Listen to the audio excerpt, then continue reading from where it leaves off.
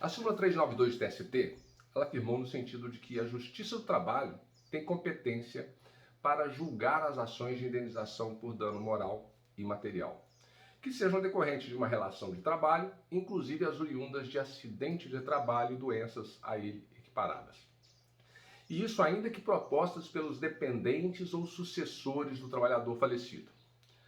A súmula vinculante 22 diz que a Justiça do Trabalho ela é competente para processar e julgar as ações de indenização por danos morais e patrimoniais decorrentes também do acidente do trabalho, proposta pelo empregado contra o empregador, inclusive aquelas que ainda não possuem sentença de mérito em primeiro grau, quando da promulgação da Emenda Constitucional 45. Temos aqui uma modulação da competência.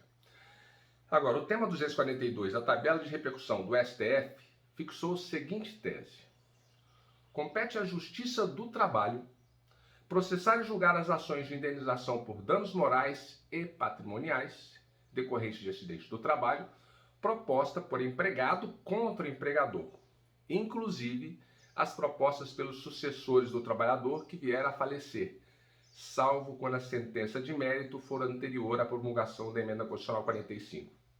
Nessa situação, até o trânsito julgado, a competência continuará a ser da Justiça Comum.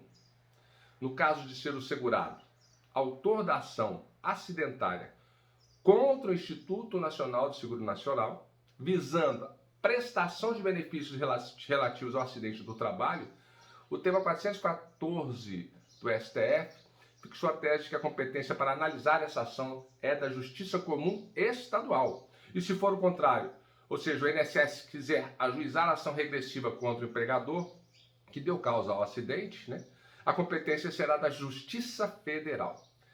Vamos analisar duas questões. Seguinte caso: se o empregado sofreu um acidente do trabalho e vier a falecer em 2020, os seus sucessores pretendem ajuizar a ação indenizatória. Qual o juízo competente? Juiz do trabalho do local da prestação de serviço. Agora, após o falecimento do seu marido, que ocorreu no trabalho por culpa do empregador, Maria resolve questionar o valor do benefício relativo ao acidente do trabalho.